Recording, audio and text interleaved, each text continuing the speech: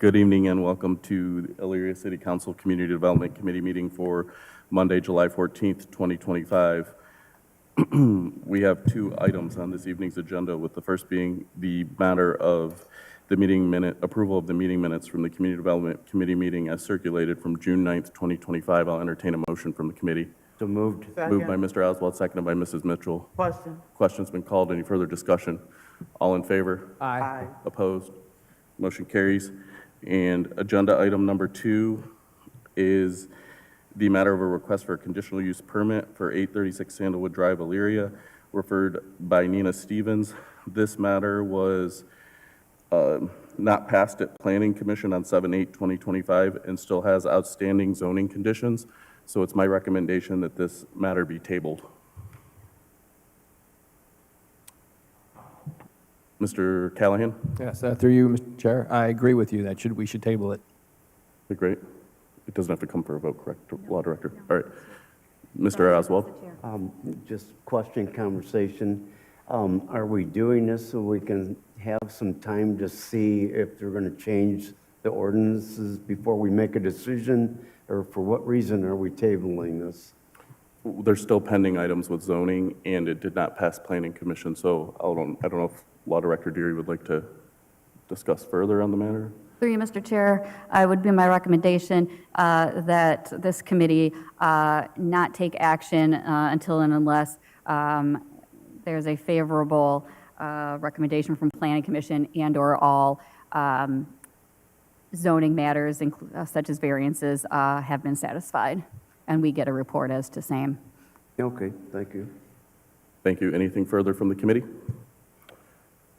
All right. I'll entertain, with no further business to come before the committee, I'll entertain a motion to adjourn community development. Our community development stays in for joint. Sorry about that. At this time, I'll call Finance to order for the joint meeting. All right.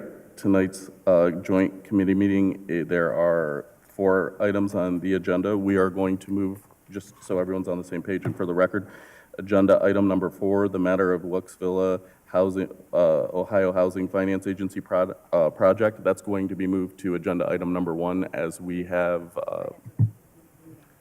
phone call, and then we'll start with the approval of the agenda item number 1, and then number 4 is being moved to 2. Sorry about that. Item number 1 is the matter of approval for the meeting minutes from the joint Community Development and Finance Committee meetings. I'll entertain a motion from Community Development. So moved. Moved by Mrs. Mitchell, second by Mr. Oswald. Any Question. further discussion? Question's been called. All in favor? Aye. Opposed? Motion carries. On behalf of Finance, can I get a motion? So moved. All in favor, please use the voting sign aye. Aye. Opposed? Motion carries. All right. Item number 2 is the matter of the Wilkes-Villa Ohio Housing Finance Agency project, referred by Wilkes-Villa, the Finch Group, TFG Housing Resources.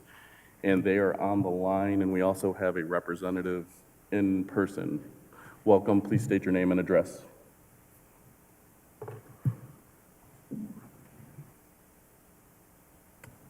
Thank you. My name is Colleen DiTilio. I'm Chief Financial and Development Officer for Raise Up, DBA, or also known as Lorraine Metropolitan Housing Authority. We just did a rebranding here in the last couple of months, so you'll see our new logo there. I'm sure most of you know that, but if not, hello. And on the phone is... do you want to introduce yourselves? Yeah, thank you, Mrs. DiTillo. Are the... Oh, you need my address. I apologize. My home address is 45535 State Route 46, New Waterford, Ohio, 44445. Thank you. Welcome. And are applicants or proponents on the line here? Joining us are members from TFG Housing Resources, Brad Carmen and Dan Scheinman. Can you hear us on the phone? Hi. Yeah, are you able to hear us? Yes, thank you. Yeah, so thank you for accommodating our somewhat of a hectic schedule today and allowing us to join by phone. Our address is 685 South Front Street, Suite D, Columbus, Ohio, 43206. Again, this is Brad Carmen. I'm the president of TFG Housing Resources. we are an affordable housing developer that is based out of Columbus, Ohio. We work on both affordable housing developments, market rate properties, and then also do affordable housing consulting as well. Dan, if you're on the line, if you want to introduce yourself. Yeah. Good evening, everyone. My name is Dan Scheinman. I'm the Senior Vice President of Finance here at TFG. Thanks for having us. Thank you. So I'm going to kick it off, and I'm going to kind of drive the process. If questions come up that TFG can answer, we'll certainly throw it over to them. I think it's important to first address, I assume this was prompted by the letters that came from OFA, or came from our project development team, referencing correspondence with OFA. So this process is a requirement for the low-income housing tax credit in Ohio, and that is to notify, as it mentions in the letter, that anyone within a half mile, any jurisdiction within a half mile of the property, receive a letter. And essentially, this is just to check the box, and we actually had to send it certified mail, so it was stamped, and all of those things as part of the due diligence with OFA. This is no different than what you probably hear with your auditors, and that is, hey, if you have questions or concerns, contact us directly. We don't expect you to go through a filter through staff or anybody else.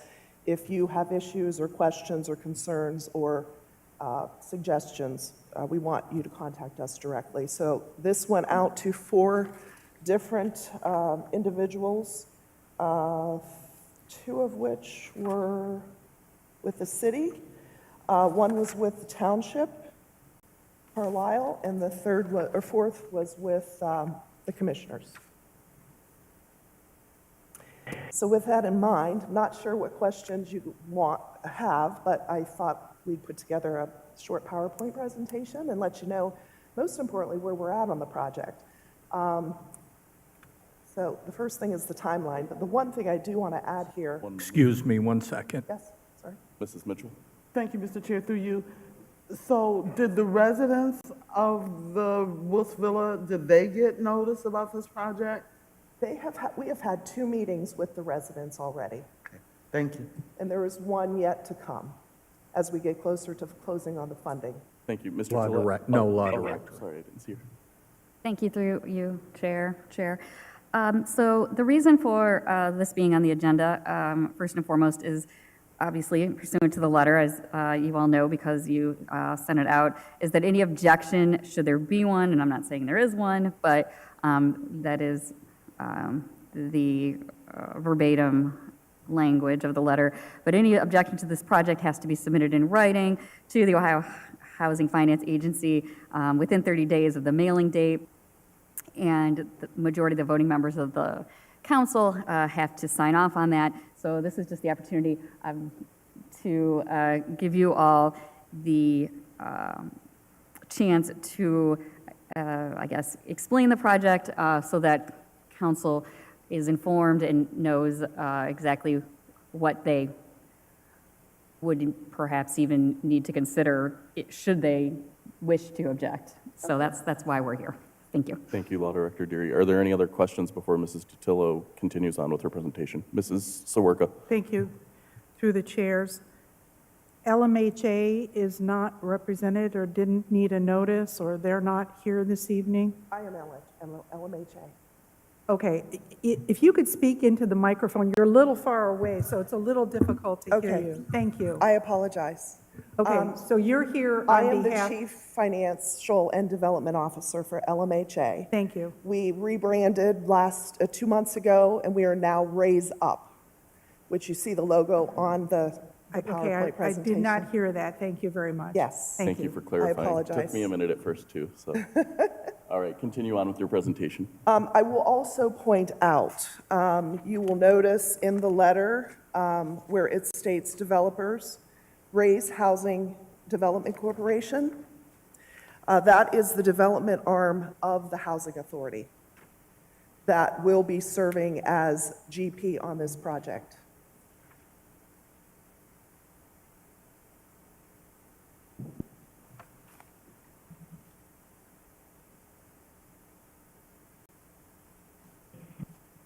You good? Okay. I'm going to do my best because I have to, well, oh, it's movable. Okay. Nope, I'm good. Thank you. So I'm going to flip to the timeline, which the one thing that just happened today, and we're doing a happy dance at LMHA. We submitted our financing plan to HUD for the RAD part of the funding. So I was here earlier this year asking this committee and then council to transfer a park parcel for the benefit of this project. And so I talked a little bit about the project at that time, but just to give you kind of another overview, we are converting this project, and it is referenced in the letter, from the public housing platform under HUD to the multifamily platform under HUD through what they call the Rental Assistance Demonstration Program, or acronym is RAD. There's many other funding sources involved in it, from construction lender to permanent debt. But again, the key funding piece of this is the RAD program. What it does allow us to do is refinance this project, bring capital into the project, make significant needed improvements to the project, something that currently our federal funding doesn't provide for adequately. So this is the first of two major RAD projects that are in our pipeline. The other one is 3 developments that we packaged together in the city of Lorain, and it is about 2 months behind this one. But this one's the first one going in, and we've got some others backed up, but we've actually engaged all of our funders on the 2 RAD projects I'm referencing. So, timeline. All the financing has been secured. The project team is working through the due diligence and underwriting approvals. Again, we have 5 or 6 underwriting checklists because of all the funding involved, but it is going surprisingly well. We expect to come to the building department and ask for permitting in July or August of this year. That will come through the construction company, Russilli Construction. We expect our final closing to occur November 2025, and then construction to begin after that. We expect construction to last about 18 months or so into 2027. Of course, there's a lot of caveats here. It's, you know, all the underwriting gets done, all the approvals get done. There's resources at HUD to process our deal. But so far, so good. This project is going really well. We have a really, really strong development team. Our lenders are very experienced. They know what they're doing. So I'm pleased from where I sit as to the progress. Mr. Tillet, we'll pause this page and I'll open it up to the committee for questions. Mr. Tillet and then Mr. Oswald.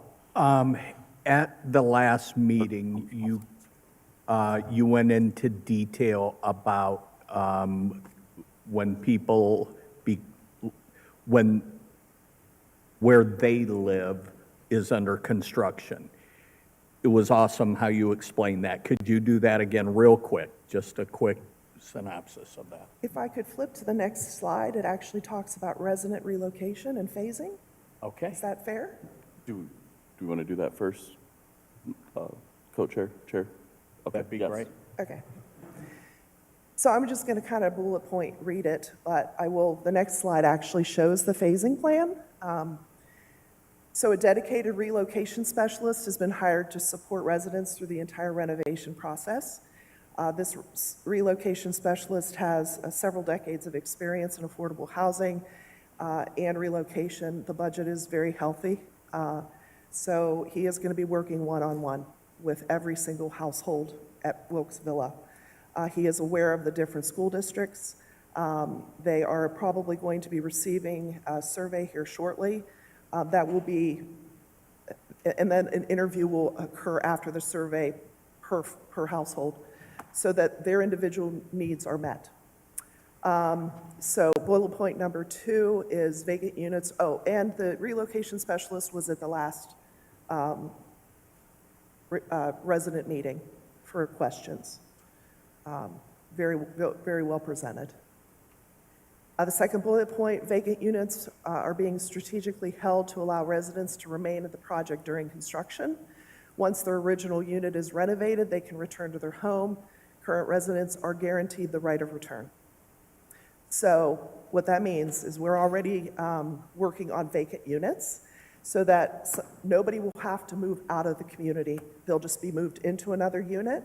And hopefully, once their unit's renovated, they'll come back to that unit. If they don't, again, the relocation specialist is aware. He's done these deals before. Maybe they don't want to go back to their previous unit. Who knows? But we will work with tenants one-on-one to do the best we can to satisfy their desires. Just to let you know, HUD is all about resident engagement. And we will absolutely get dinged if we don't do and check the boxes relative to resident engagement. Now, with that said, we also are invested in resident engagement because we want happy residents. Happy residents, better lifestyle. Happy residents, better lifestyle. They take care of their property. Hopefully they take advantage of opportunity. And that is what we're in this business for. So, bullet point number 3, all relocation-related expenses will be fully covered by the development budget. Again, there's a healthy budget in there for relocation, not just for the specialist, but for any cost incurred by that resident. And that was discussed at the last tenant meeting, even in terms of if they move into a unit that might be a bigger bedroom size than what they were in, just because we have to accommodate the move and the vacancies, and say their utilities are more expensive. They just have to submit a receipt or whatever, and they'll be reimbursed for the difference. Thank you, Mr. Tillo. We did have 2 members of council that wanted to speak, Mr. Oswald and then Mr. Armstrong. I'm not sure if your question has been answered, but go ahead. Through you, Mr. Chair. So will the construction workers, the subcontractors, will they be hired local, and are they going to be union workers? Can you tell me a little bit about that end of it? Yeah, so the Russilli Construction was hired through TFG. The contract is actually it's going to be with the owner, the project owner. They are not required to have union workers, but this is a Davis-Bacon project because there's federal dollars involved. So there is an expected wage rate that is highly competitive with union. And I certainly encourage any union interest to reach out to Russilli. We also have Section 3 requirements on this project because there's federal funds. And Section 3 is to do your best effort to provide employment opportunity during the construction phase of this project to lower moderate income families or individuals. Thank you. Mr. Armstrong? I'm not on this committee, but I have a few questions. So with the relocation, say you have a family that's coming out of these 6-bedroom apartments, where are they going to get relocated? Again, if their need is a 6-bedroom, we will find a home for them So in the community. So if I could, again, I'll finish up the last bullet point, which says a detailed phasing plan, and then that is on slide number 3. Thank you. Slide number 3.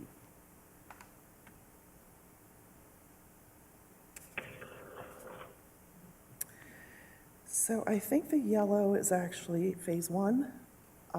We are working, again, I believe there are 33 units, 32 in phase 1. So we split it up into 6 phases, trying to keep about 30 vacant units per phase. And we are working on vacancies there, so folks, again, can be moved elsewhere on the site. I don't believe we have any families that are a 6-bedroom out there. I think the highest is a 5-bedroom. So where will the 5 go? Because if you're doing phase 1 first, that's four buildings, 32 units, 80 bedrooms. How many bedrooms will that be in that phase 1? And if you don't have units available, where will they go? Will they only go to LMHA facilities? Or will you pay for expenses for them to go to independent rentals? we would pay for expenses. And then they do have a mobility option here. And Brad or Dan, would you like to speak to that? Yeah, I'll jump in here. Thanks, Colleen.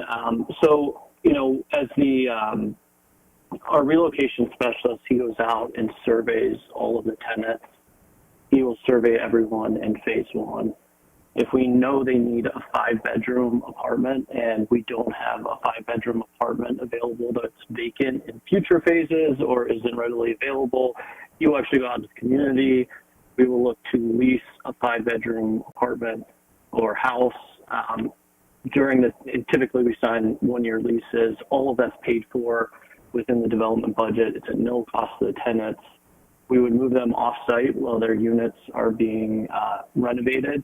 And then once they're ready and completed, we would then move them back in, pay for their moving expenses as well, and then they would go back into that unit that they were in. So the resident surveys will really drive kind of the units that we need, but LMHA, they've done a good job of holding units as they've become vacant over the last 4 to 5 months. They've been holding those vacant so we can get prepared for this phasing schedule. But that will all be detailed in our resident surveys and, as we meet with them and this gets closer to closing. Thank you. I believe we have, Mr. Armstrong, you have another question? I do. So you'll relocate them and they have the option to move back, but they can stay where they get relocated, correct? No, so it would only be if they get a housing choice voucher through the housing authority, which would be at the discretion of the housing authority, but where we would move them during that temporary relocation. So we refer to that as temporary relocation, which means it's less than 12 months. Again, our phasing plan for each of these different phases is around 4 to 5 months. So they're not going to be out for longer than, that time, or they can't be out longer than 12 months because that would trigger permanent relocation. But if there is a housing choice voucher available through LMHA or Raise Up, it's possible they could get that voucher and then they would leave Wilkes Villa altogether, and then they would go out into Elyria and rent from a private landlord. But again, I'll just say as well, they have the absolute right to return, but if they do get a housing choice voucher and move off-site, and they would continue to receive that voucher. Thank you. However, But what we would, oh, sorry. but what we look for as part of construction, we would lease, something for 12 to 14 months, and the expectations they would live there during that time and come back when their unit's ready. And go ahead, Colleen. Sorry. Yeah, no problem. So, obviously, right, this is rental assistance, whether it's public housing or multifamily. So if they do move to market temporarily because of the renovation, and that property is not rent subsidized, I'm not sure, that subsidy will not continue.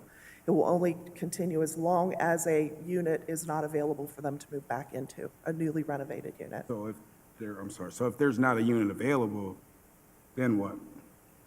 And then they can't. There will be a unit available. There will be. Because we're going to have about 30 at least empty at all time until that final phase is done.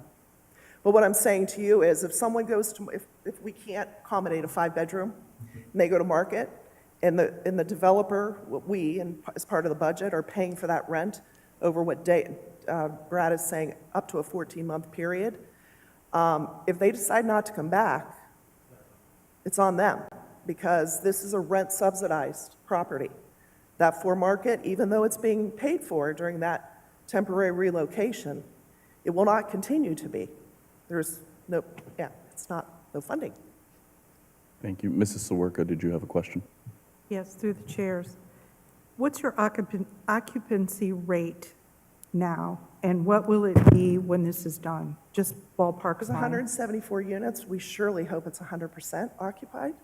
Right now, I think is there 25 vacant, Brad, Dan? 28 as of 28. earlier this month. Yeah. 28 of the 174 are currently Okay, vacant. and through the chairs, you have one person who is this, I forget what you called them, their title, residential coordinator, you have one person?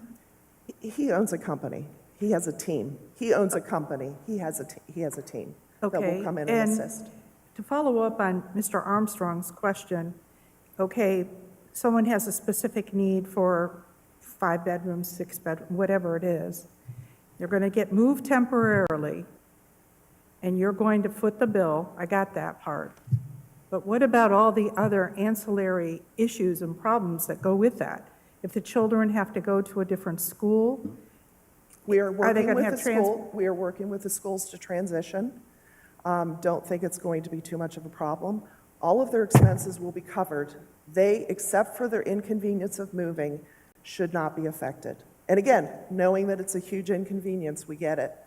But hopefully, they're going to move back into a unit that is beautiful. This project is a hard cost. This project is a $25 million project in your if I community. could may continue, please, I believe I still have the Yes, Mrs. floor. Thank Soroka. you. Okay, so the ancillary costs, we have to put those in the parking lot for a minute here, because you're going to work with the schools, and hopefully that they're going to go to the same school, but there's still transportation issues. You've got people moving into another perhaps community, and they have transportation to their work challenges, okay?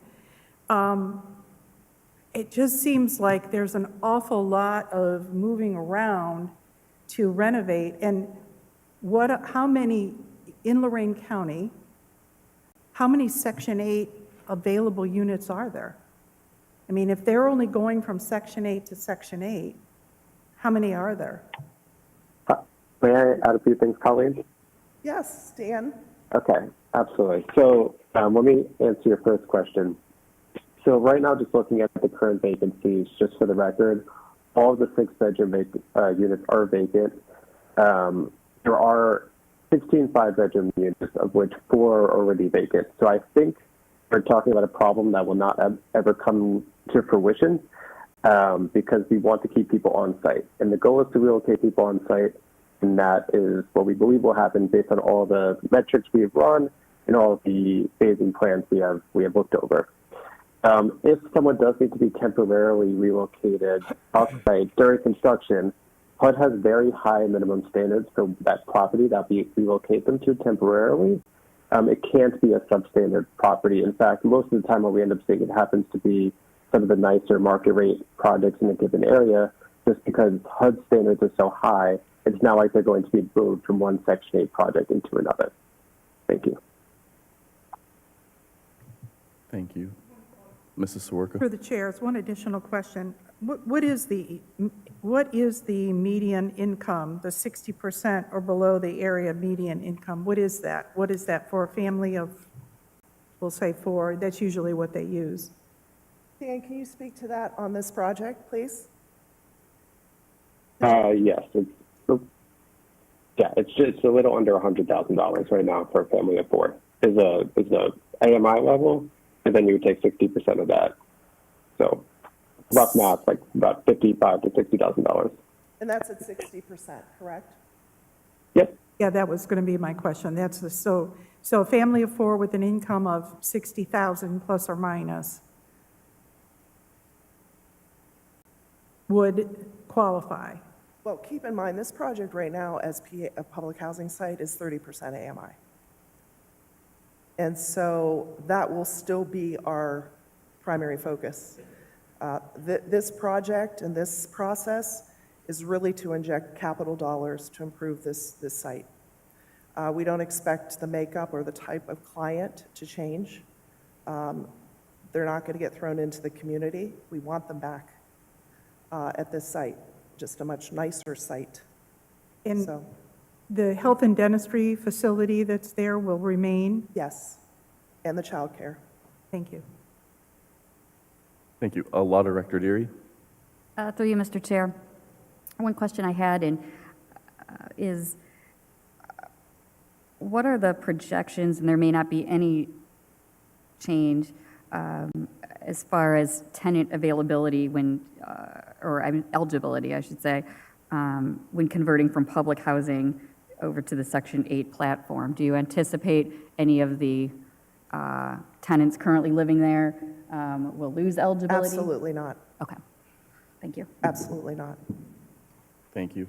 In fact, Colleen, I believe we've already certified that all the tenants are below what we're running the current projections at. So, Thank you. Any other comments from members? We'll continue moving on. Mrs. Swerka? Through the chairs, have you done this somewhere else? Has this company done this successfully in another location? yeah. So this is Brad again. Absolutely. So we work with several public housing authorities, and we actually have a RAD project that's under construction in Newark, Ohio. So just a little bit outside of Columbus, Ohio, which is in Lincoln County. It was 99 units. It was a 7-story high-rise. We took it through the RAD process, converted it over to the Section 8 platform. We're also working with several other housing authorities throughout Ohio, which includes Akron, Metropolitan Housing Authority, Youngstown, Cuyahoga. We're the financial advisor for Columbus Metropolitan Housing Authority, who has done these conversions as well. We're working with Miami County Housing Authority. So several housing authorities are doing this repositioning through the RAD program.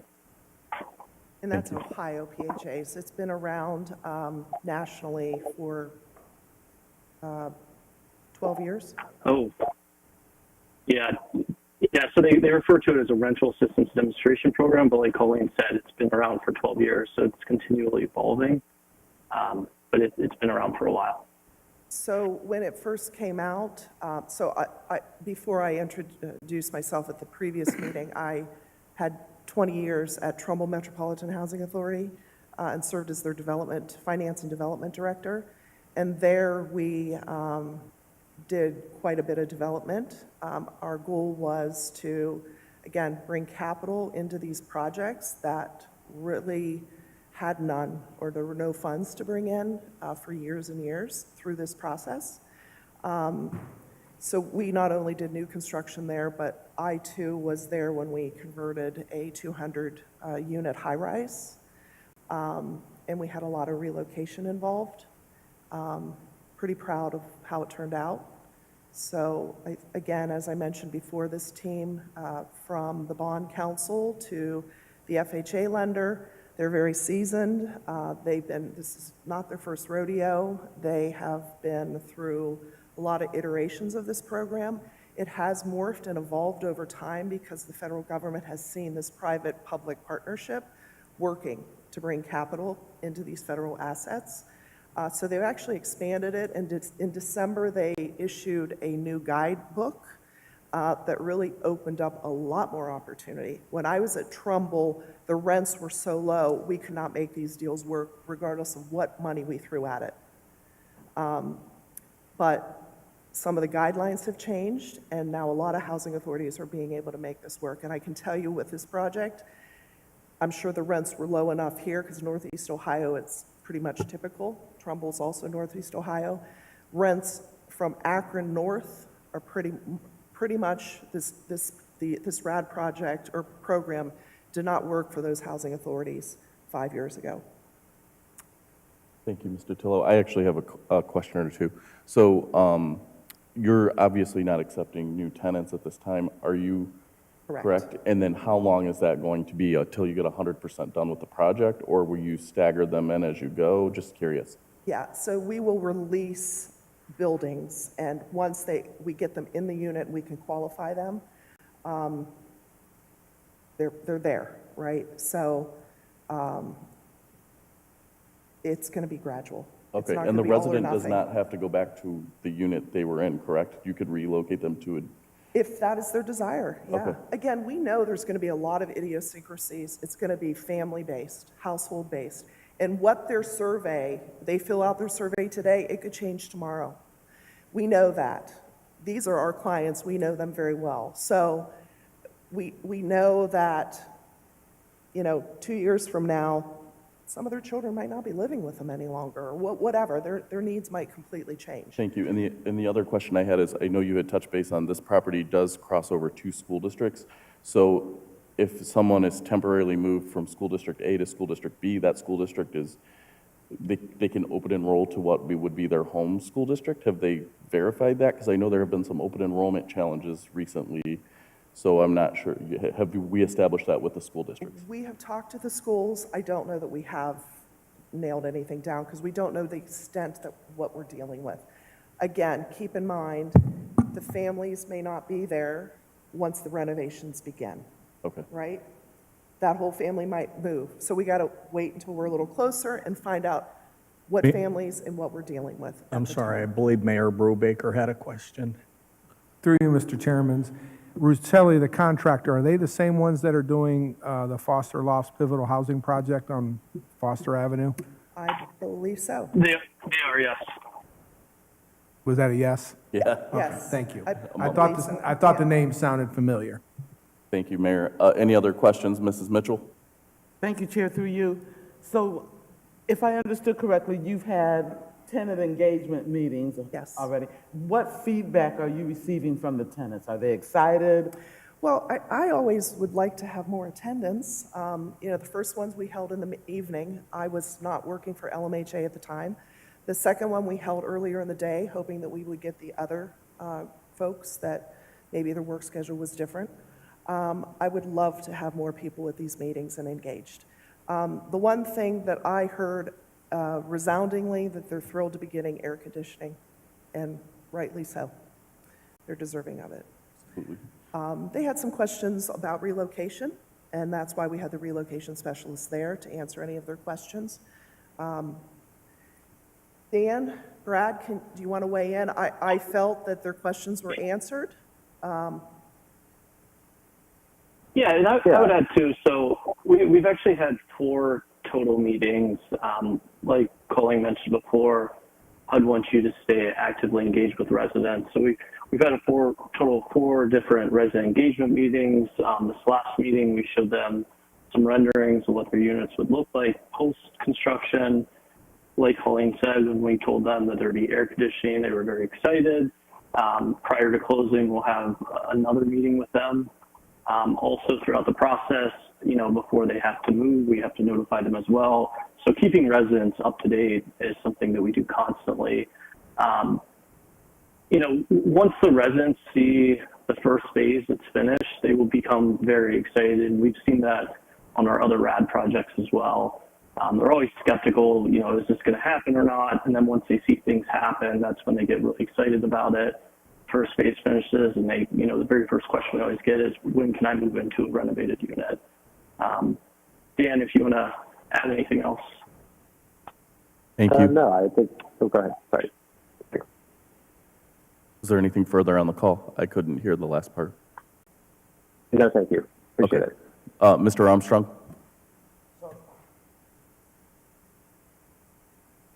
I don't think your mic's on. So you said you had about 28 units in Wilkesville that's empty, correct?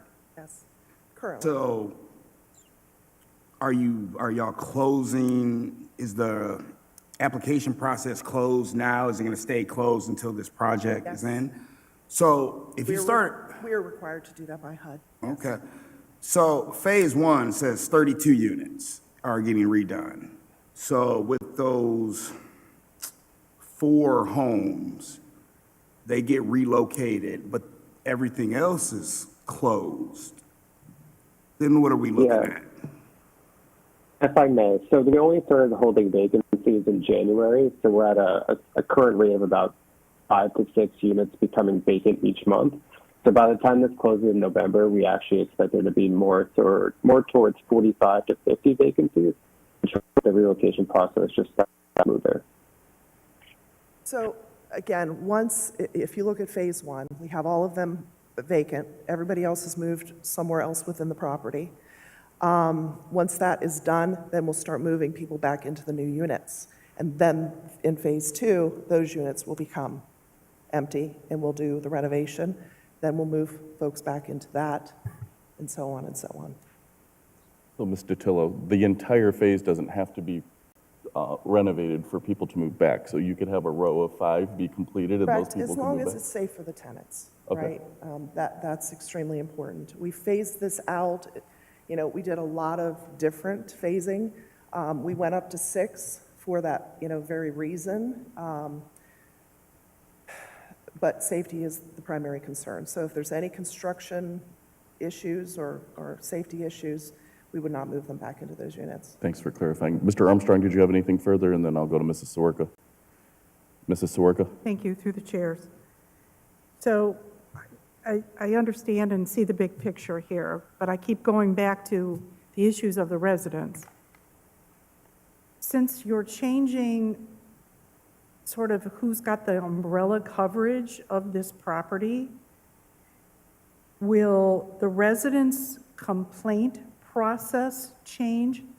For example, right now, they're LMHA, and they know the system of if there's a particular problem or concern, whether there's a repair needed or whatever it might be. Will that process change? No, Okay, LMHA will continue to manage this property.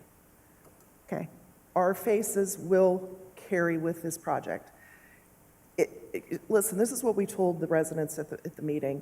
This should be seamless to them. They aren't going to pay any more than they're paying now.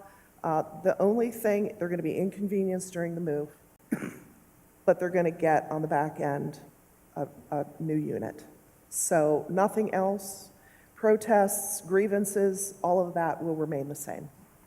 Thank you, Ms. Totillo. But they have to, but they have to qualify differently because now they're going to. Yes, they do have to qualify through, there's actually 2 programs, multifamily and tax credits, but it won't be any different. No one that is currently housed will be rejected. Thank you. Mrs. Mitchell? Thank you, Chair, through you. I have two.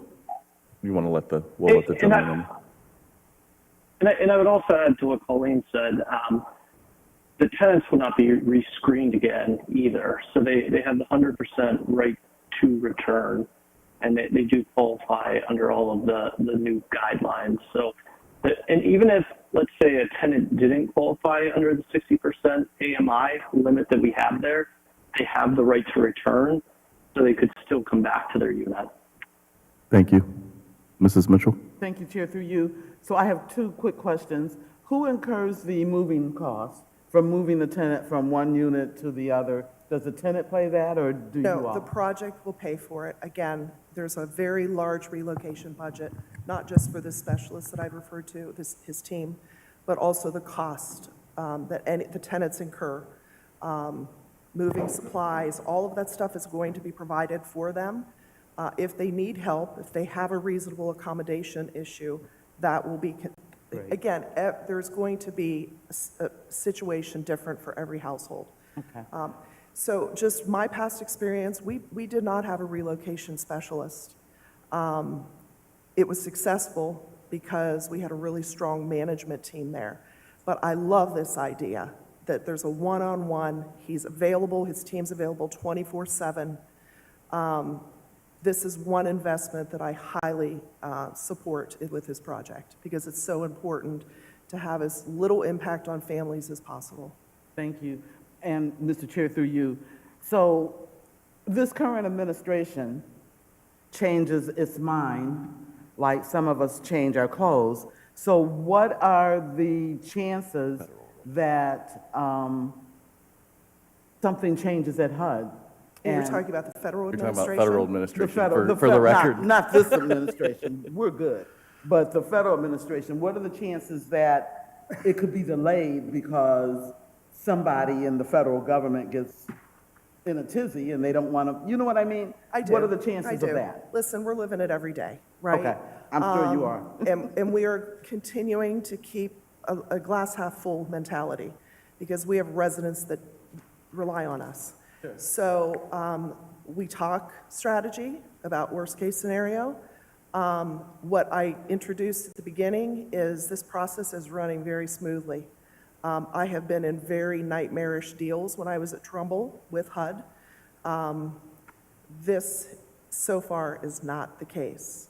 The fact, again, that we submitted our financing plan to HUD today is, again, a huge happy dance. We have been on multiple calls already with HUD, both sides, RAD, FHA. Everybody's engaged at this point. So we're keeping the optimism there. But to answer your question truthfully, we don't know what tomorrow holds. Thank you. Any further comments, Mr. Stewart? Yeah, well, my apologies for arriving late to the meeting. So just in regards to, I'm sure the city would be performing inspections on this as it's going over and through. Is that, as far as coordinating that, because you're undertaking a big obligation here and doing all that stuff, and to the administration being able to handle that on top of all the other inspections throughout the city? Electrical, Through you, HVAC. Mr. Chairman, I believe the director, working with Mr. Farkas, has a sufficient staff down there to handle this. Again, since it's being done in phases, not all at one time like you would see in a regular subdivision, that will certainly be helpful as well. Thank you. Then a follow-up on there. Any other improvements as far as what you would encounter when you're replacing maybe something, sanitary line or something along those lines? That's all going to be taken care of it during each one of these phases. If you got to replace a line, if it's a clay line or if it's some damaged line, that will happen as well? Yes. Okay. Yes, there Thank is you. some infrastructure that's very old, needs to be replaced. Thank you. Thank you, Mr. Stewart. Any further comments from the panel? Oh, do we have Dan? on the phone?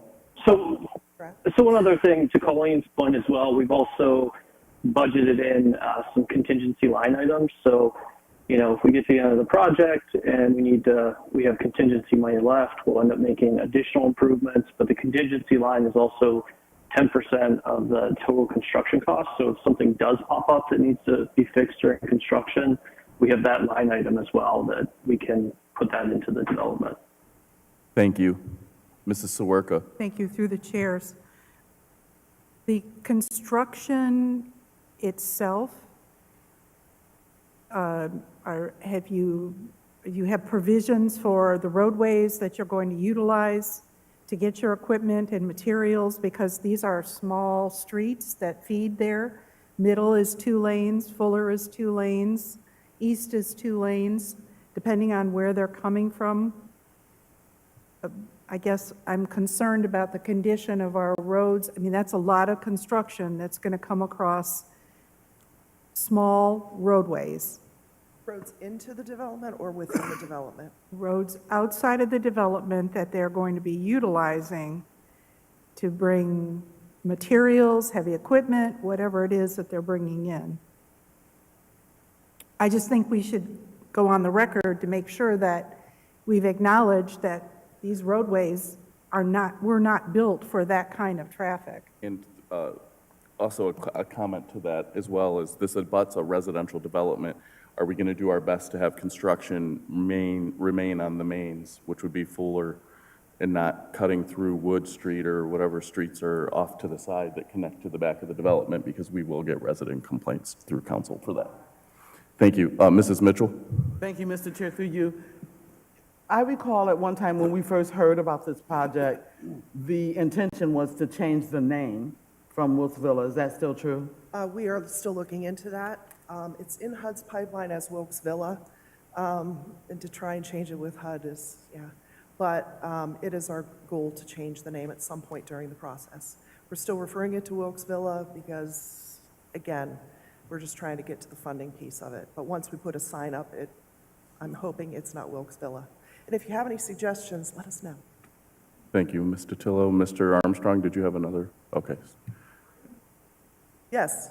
Continue on. We've been here for a while. So the next slide, I just, again, not knowing what questions you may have, we just put interior improvement rendering in here. So this is obviously a before and a proposed, or a current and a proposed. Yes. Before is on the left, after is on the right.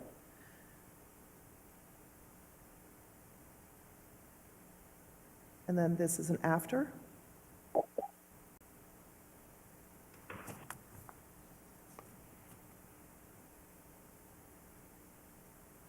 And this is exterior, before on the left.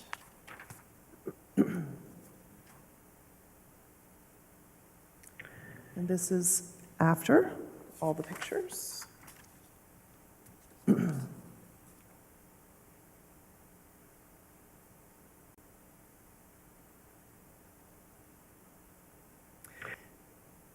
So I also thought, that, you know, we're going to deal with the paving, and correct me if I'm wrong, Brad, in the budget, there is money for the roads, yes, no? The interior roads? I will get back to you on that, Colleen. I'd have to look at the line items on the construction budget. Dan, do you happen to know?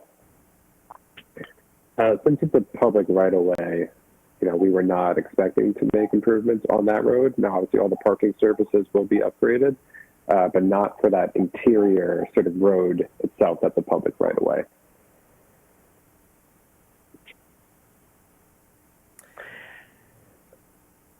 Anything further on the call? Okay, continue on. Continue. So I thought it might be helpful to give you an idea of what we're going to do with the common green space area. Again, thank you for transferring that park parcel to us. We're very excited. This is the first rendering we got last week, but there's a couple of things that I'd like to do differently. But the main things are moving that playground area further back off the road so that the children are not so close to the street. Being fenced in, access directly from the daycare, fenced in access, adding a basketball court for our teenagers and young adults, and adding a family pavilion so that families can have birthday parties or picnics or whatever. And then we're going to have a community garden. The location of that is still kind of up in the air, but it is all in that green space area. Great, thank you. And then here's just some examples that our architect gave us in terms of playground equipment that we threw in here.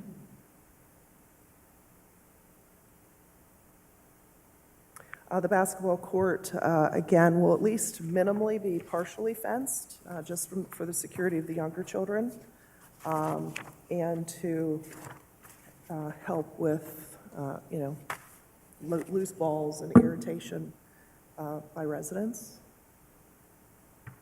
And that is the end of my slides. Thank you. I will open it up to members of the committees for further dialogue. Mr. Armstrong? Through you, Chair. Can you go back to the slide where it was the overall layout with the streets and all that? I think it might be the one right before this one. Yep, go back.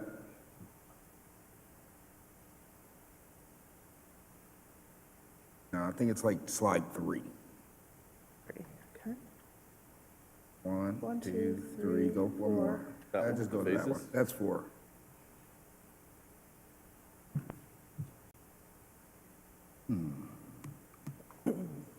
So, I know I sound like a broken record.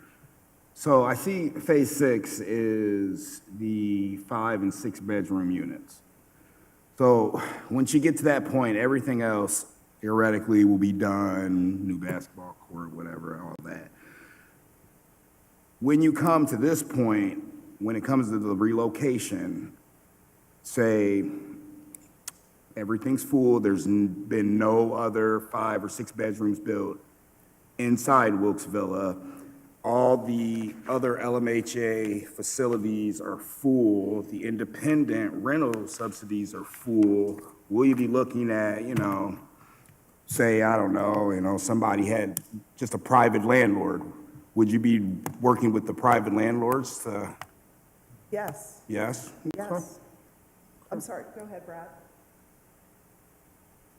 Brad? I was going to agree with you, Colleen. Yes, no, we would work with independent landlords, and in fact, that's exactly what we did on our Terrace Gardens project in Newark, Ohio. Is the off-site relocation was with private individual landlords, and the money that the rent was paid came from that relocation budget that we had set aside.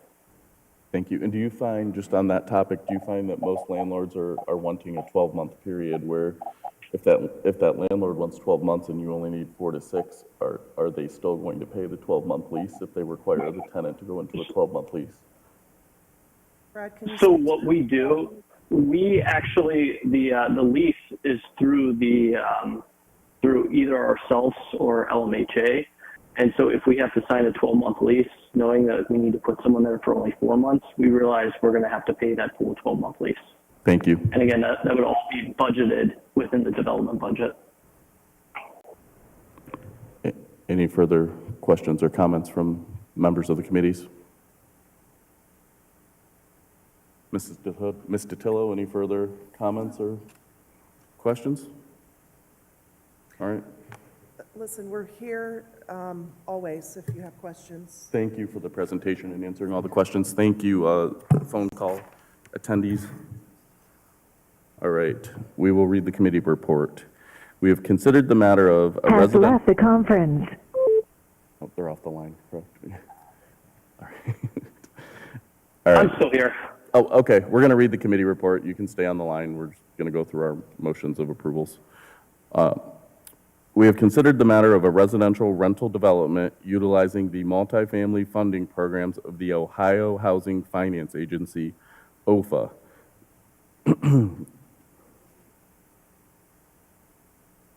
The committee does or does not object to said project. I'll entertain a motion for Again, approval. not asking you to read it again. You do or do not object to what? The committee does or does not object to said project. I need a motion for does or does not. Yes. Through you, Mr. Chair. Yes, the joint committee needs to make a decision as to whether there's an objection to the project. Mr. Callahan? Be- Oh, sorry. One moment, I'm sorry. So through you, Mr. Chair, as was directed by this letter, which was received, or was dated June 18th, you have 30 days. Any objections to the project must be submitted in writing and signed by a majority of the voting members of the legislative body. That would be satisfied by joint community development and finance. Comments must be received by OHFA within 30 days of the mailing date. So at this point, through your committee report, what is needed and what I need to be directed by all of you is there an objection to the project? Mr. Sarah had his hand up. I don't know if he's making the motion or if he has a Through you, question. Mr. Chair. For Law Director, is this the same process that we went through with Bridgepoint, where we objected to the funding? Through you, Mr. Chair, I can't speak to if it is identical, but similar procedure. Yes. Thank you.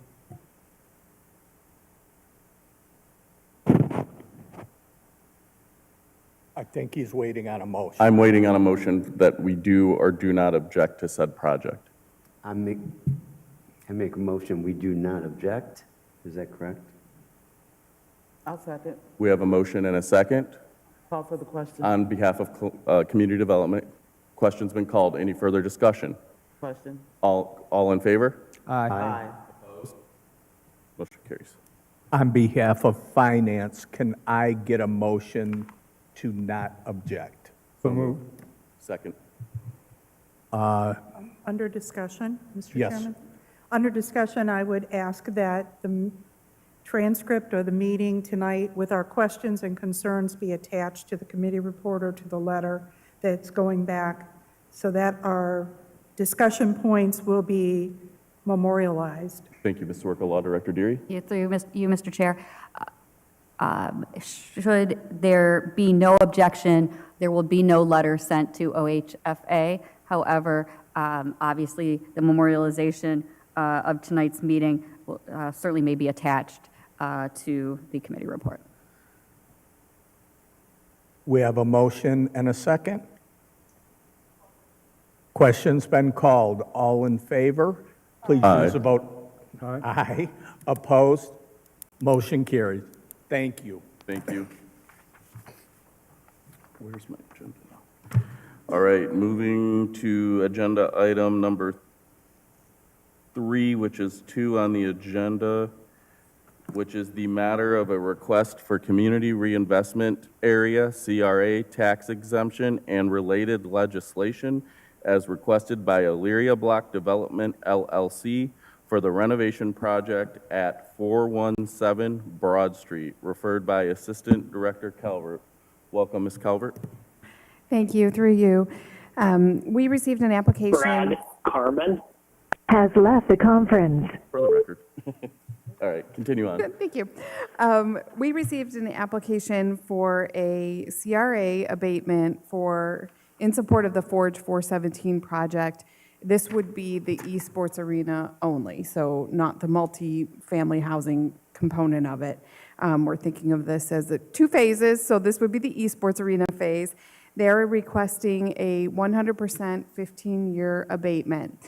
The Elyria City Schools have been notified. We are on a condensed timeline for this, so we are requesting that this would be passed as an emergency under suspension of rules, with the caveat that the Elyria City Schools and the JVS both provide us with a waiver of the 45-day notice, and then Elyria City Schools will need to approve the abatement terms. So there's kind of three pieces that are outstanding for us to be able to execute it fully. But we've been communicating with both boards of education. They're fully aware of what the request is and what the next steps are. So Elyria City Schools will be considering this matter at their next board meeting on Wednesday. And the Joint Vocational School will be considering this at their next board meeting on Thursday. So we anticipate that they will, have resolutions to provide to us. So by the time it comes, we're ready for a vote of full council, we'll have everything we need to be able to move forward with that. So typically, with this kind of abatement, we would have a 45-day notice, so by state code. But again, because they allow a waiver for it, we'll be able to execute that within a shortened time frame. So a little bit about the project. This is a $12.5 million renovation, historic renovation. I think everyone is familiar with the project. With, in year one, an estimated 20 full-time equivalent jobs. By year three, 40 full-time equivalent jobs and an annual estimated payroll of $1.8 million. So that is a little bit a reminder, recap of this phase of the project. If you'll recall, we did pass a development agreement in 2020, 2023. This CRA abatement will replace that development agreement. So the developer and their consultant, Stephanie Mercado, who's here tonight, have agreed that is no longer in play. So we're not considering that development agreement, which contemplated a TIF with credit enhancement. So that's no longer a go. So this CRA will take the place of that. The other legislation that will need to be considered is PACE financing. So they are looking at about $1.5 million of the project to be financed through PACE, which is Property Assessed Clean Energy Financing. The Lorraine ESID, which we are a member of, that allows for this kind of financing, met last Wednesday and did vote to approve the PACE financing mechanism. So there are two pieces right now that we are asking for consideration in order for the project to close, to go through its financial closing at the anticipated date. So I'm happy to answer any questions about, our end of the project, but Stephanie Mercado is here on behalf of the developer to speak a little bit about the project and where we're at now, our timeline moving forward, as well as answer any questions you have about that. Okay, thank you, Director Calvert. Before we get into discussion and have Ms. Mercado speak, Law Director Deary will speak on the topic. Thank you. Through you, Mr. Chair, just very quickly. Yes, I just wanted to reiterate that Director Calvert and I, we have had several conversations just within the last week with Attorney Russ Balthus regarding this matter. You will hear, should you wish to move forward, on the committee report that we will be asking for authorization for the community reinvestment area tax exemption and also any related legislation, since as we move forward, we may find that there may be some additional housekeeping matters that we need to bring before you. And just as a reminder, this matter is tentatively set for a special council meeting on July 22nd to facilitate the closing for this project prior to the end of July. So Thank you, I Law just wanted Director. to let you all know about that. Ms. Mercado, is there anything you'd like to speak on before we turn it over to the committee for questions? Welcome. Please state your name and address for the record. Stephanie Mercado. I live at 2070 Arthur Avenue in Lakewood. Thank you.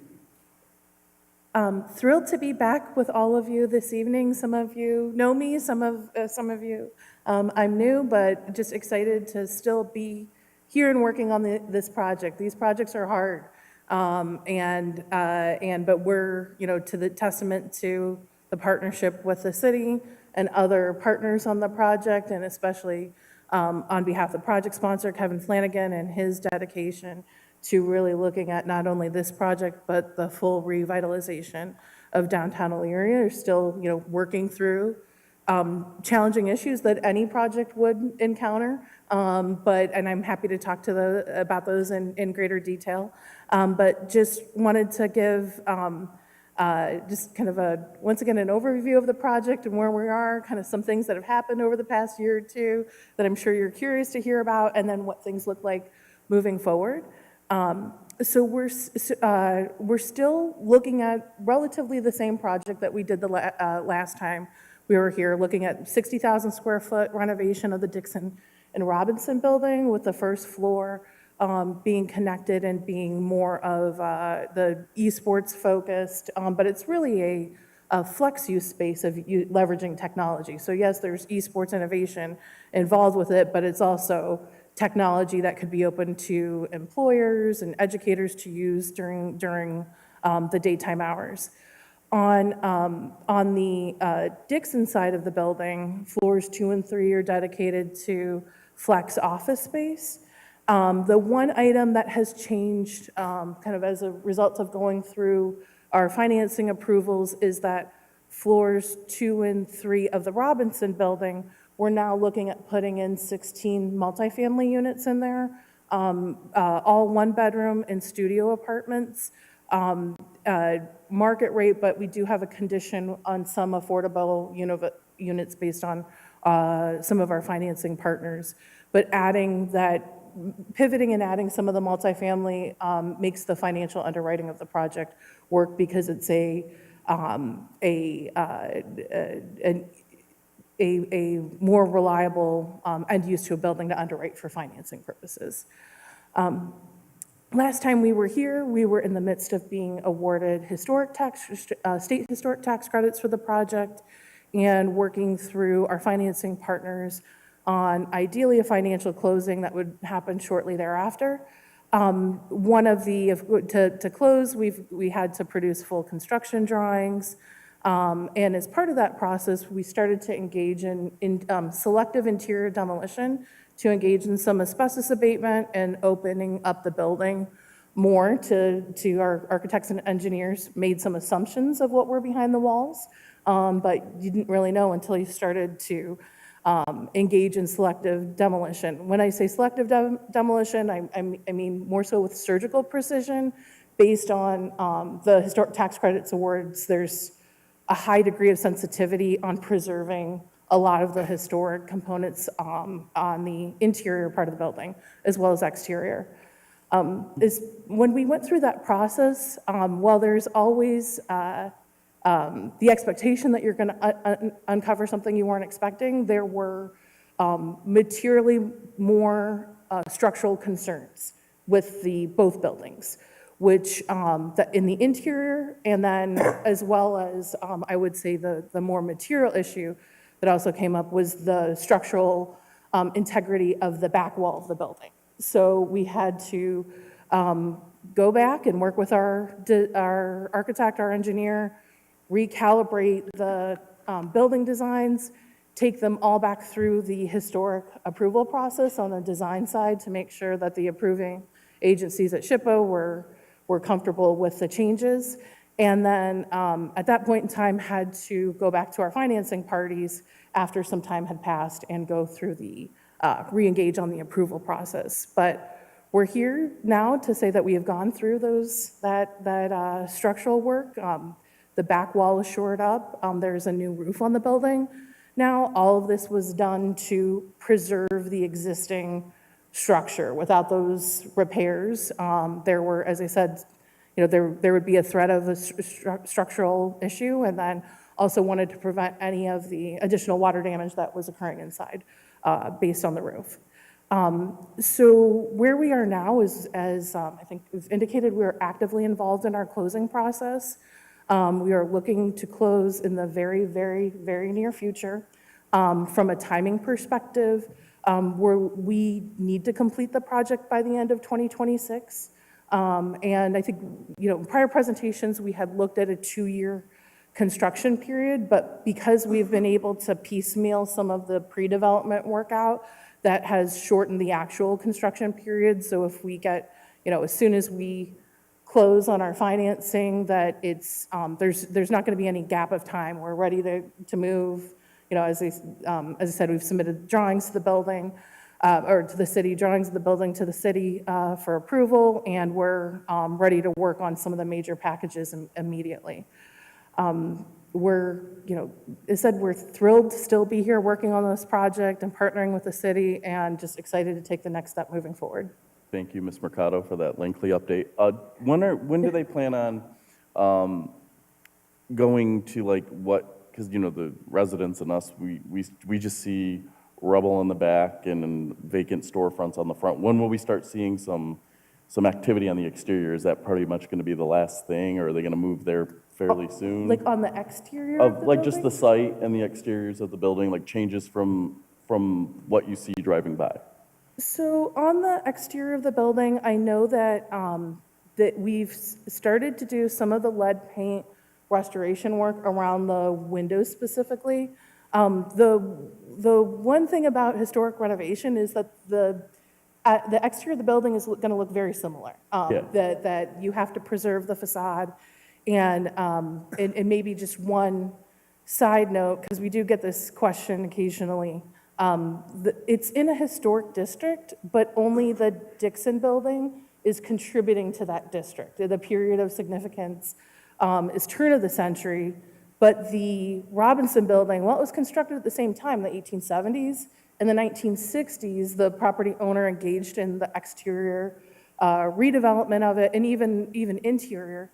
So we had to get that building individually listed because it wasn't eligible for historic credits because it had lost its character of turn of the century. Yeah. So we have to maintain one half the building turn of the century and one half the building mid-century. It'll look better, but it's still going to have the same general features on the facade. What about the of building. demolition of the rear? That's more what I'm talking about, where the VIX building was torn down, where it's just empty, and is there going to be any activity there soon? That's going to be used as the construction staging area. Okay. And then, so all the, trailers and whatnot and materials will be there on a temporary basis to support the construction, but then once it's complete, that will all be a parking lot, and then there'll be a sidewalk and some landscaping and whatnot. We had provided some renderings before. I can resend. Nothing's really changed on the renderings that we had provided previously. I can send you a couple of images of what the Thank you. We the back appreciate area that. will look like. I'm going to open it up to the panel now. Mr. Oswald? Through you, Mr. Chair. Okay, I'm happy that something's going to happen. Okay, I know it's going to happen, but I feel like I'm hearing a story that I've heard before, where we had renderings and drawings of esports and beautiful things, And now I'm hearing part of that now is going to be apartments and this and that. We've been approving stuff for what this e-sports was in this arena and everything else. Right now, it just kind of bothersome for me how the projects can change and how we can approve things, and now you're doing things different. So I guess I'm going to want to see, you know, some drawings and some what's changing about what we originally had started. I'm excited for doing something, but here again, it's going to start getting so confusing what we were told we were going to do. It was always going to be apartments. It was always supposed to be apartments on that side. Well, I don't know. on that. There's going to be new construction of apartments. I would say 75% of it is exactly the same as what we had presented before. Okay. Thank you. Mrs. Mitchell and then Mr. Callahan. Actually, Mr. Callahan. Oh, sorry about that. Mr. Callahan, go ahead. Well, thank you. Through you, Mr. Chairman. Back in my former career, I dealt with Mr. Flanagan over in Grafton for many years and his team.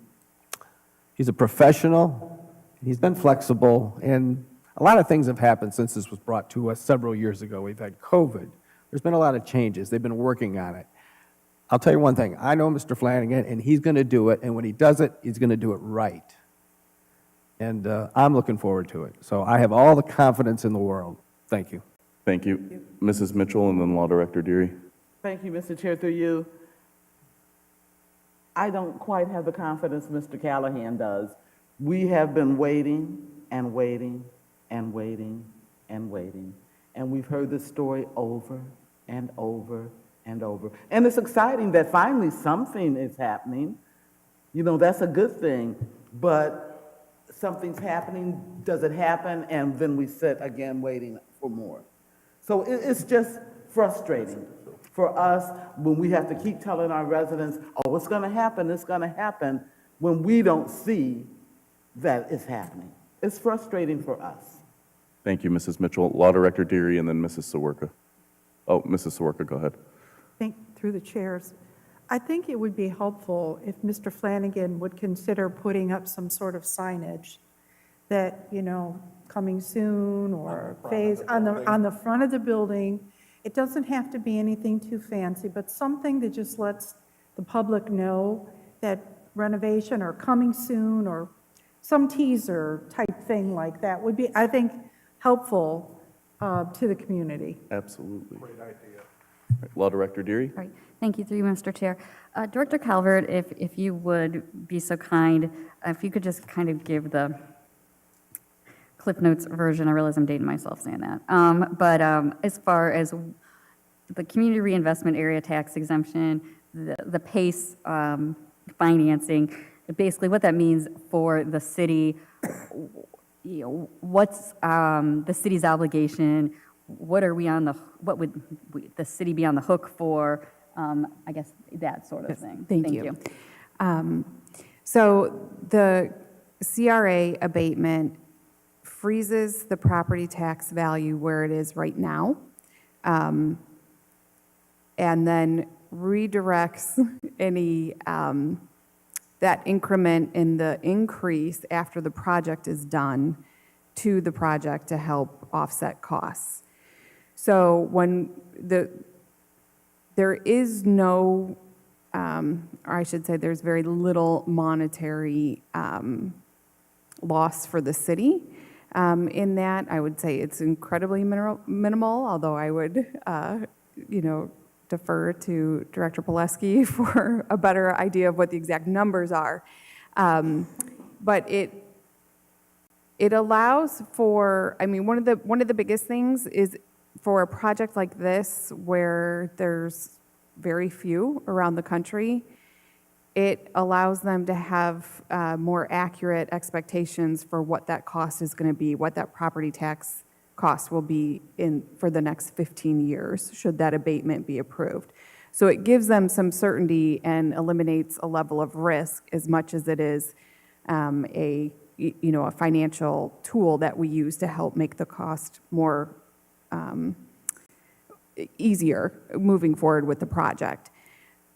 For the city, We have very minimal administration costs for this, and the developers, just like all of our abatements, whether they be CRA or enterprise zone, do pay a fee for monitoring annually. So we will have annual reports that, as a staff, we need to prepare and respond to the state with that.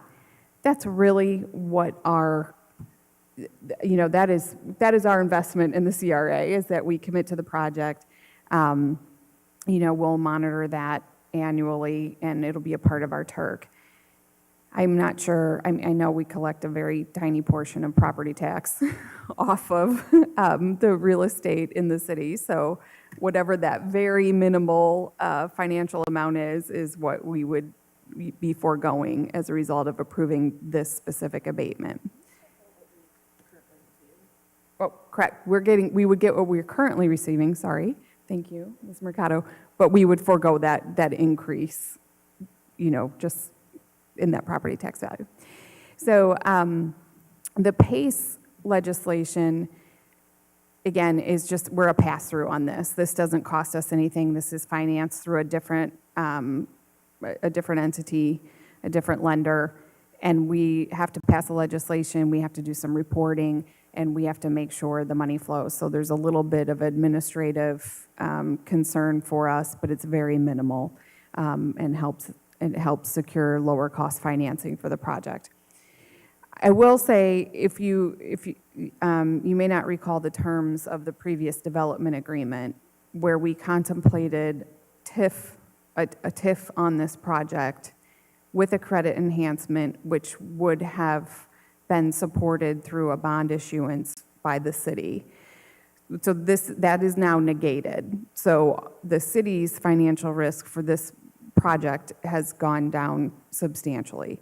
So while we would have secured that every way possible, and made sure we felt comfortable with it, there was still a little bit of risk with that. There is much, much less risk as a result of this current package.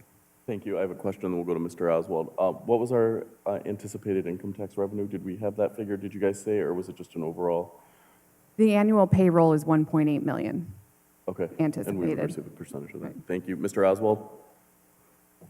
Through you, Mr. Chair. So I was wondering, you get inspections from the Historical Society that goes in there periodically, and from what I was told, that they don't tell you when they're coming, they're going to come and inspect to make sure you're doing what you're supposed to do to make sure it abides by their rules.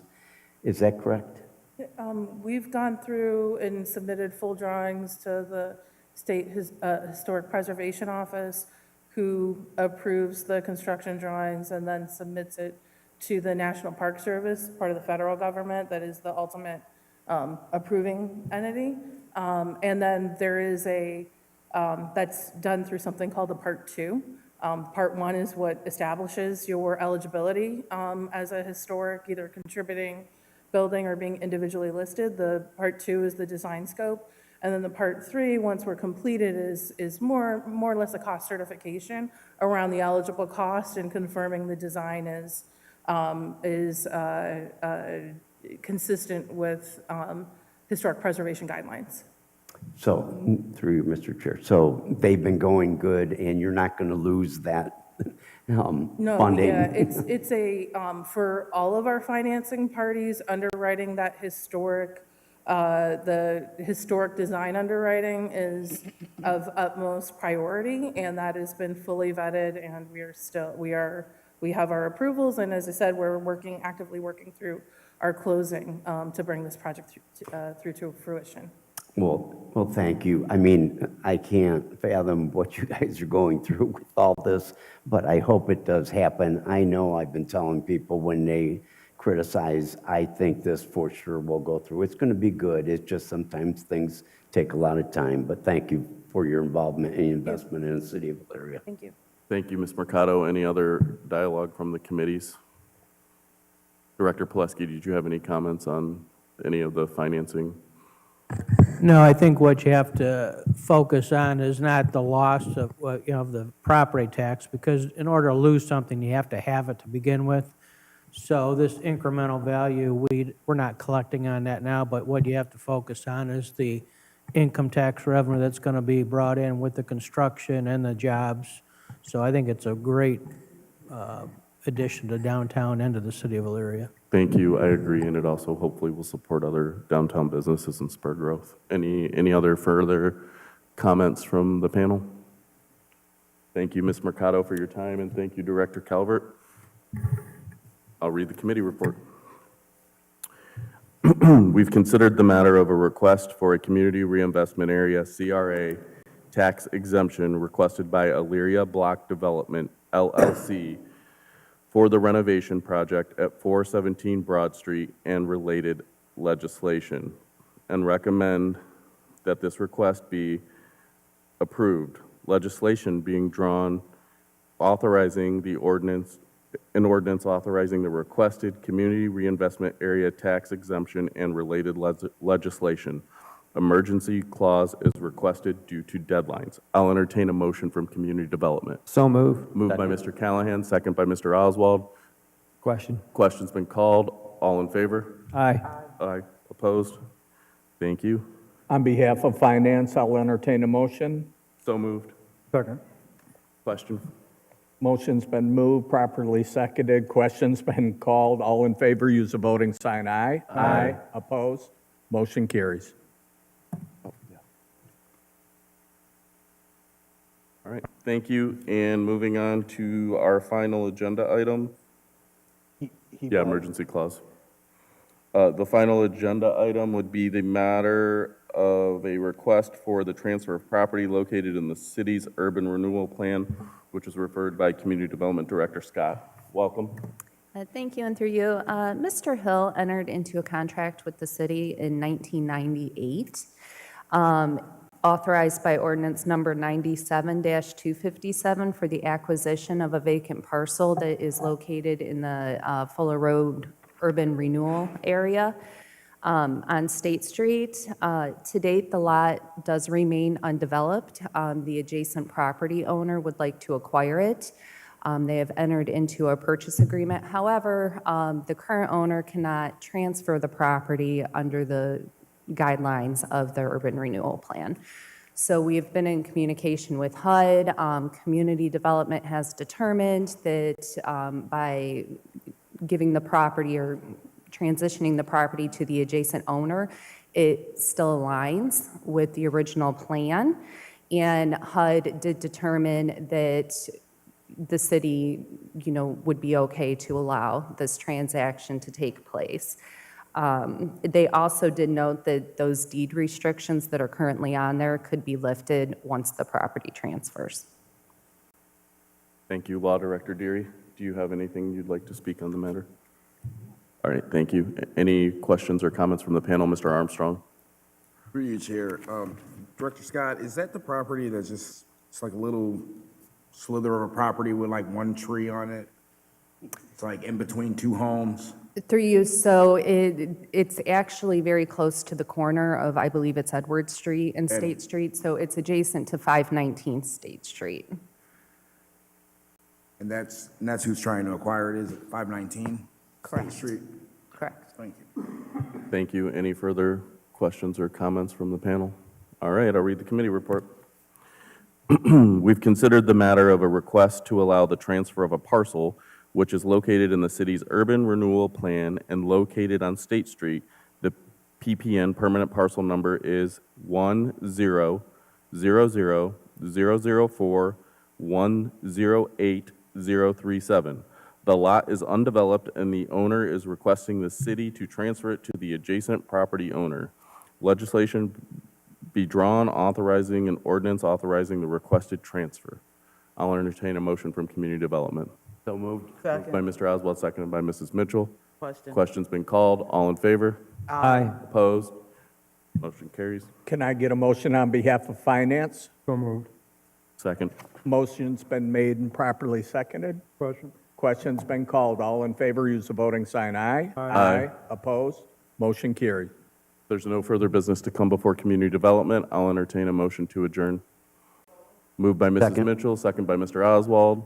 All in favor? Aye. Aye. Opposed? Motion carries. Community Development is adjourned, and I believe we are going to take a 5-minute recess before we start Finance. We've been here for a while.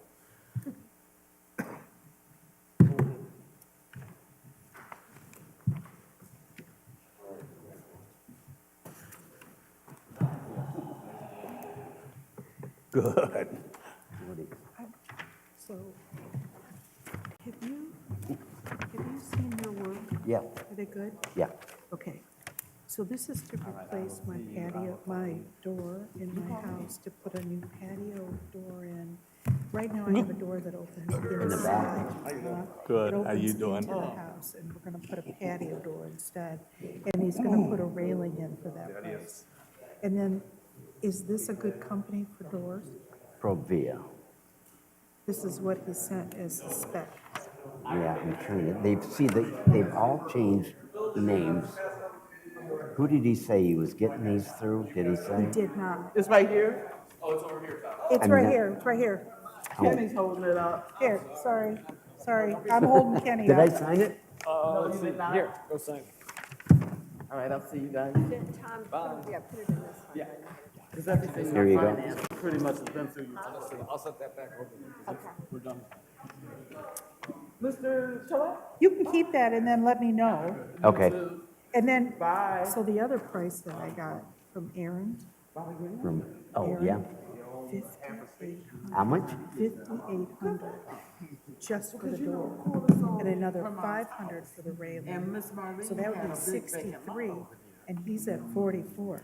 You know what, he's been doing, I've been referring. I know you did, that's why I wanted to ask you. Yeah, he's, do you know Kenny, what? turn your mic off. Kenny, turn your mic. Bye. I'll go take that. Bye, see ya. Thank you. Thank you. I'll get rid of these two. Will Mayor Brubaker be back in by chance? Okay. Run. Okay. This is what I hate. See how I have half light and half. Oh, yeah. Oh, that's blocking it.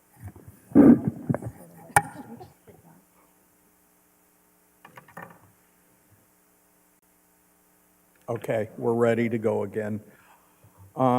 First item on the agenda is the approval of meeting minutes from the Finance Committee on June 9th as circulated. Can I get a motion to approve? So moved. Second. Motion's been made and properly seconded. Question? Question's been called. All in favor, use the voting sign aye. Aye. Opposed? Motion carries.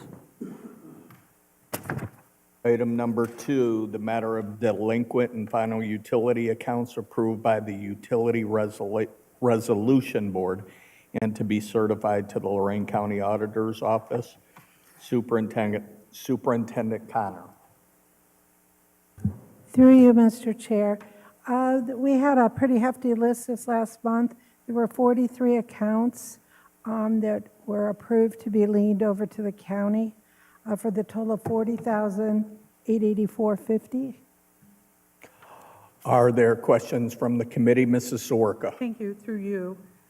Could you give us a little background on the one on Dewey? I mean, that's just a single house for a $4,300 bill. agree. Right, under Catherine Carpenter. Yes, that was, there was a substantial leak at that house. And so then the bill, I think there was 2.5 months of high consumption. And normally she does make some effort. We've not had any dialogue with her on that one.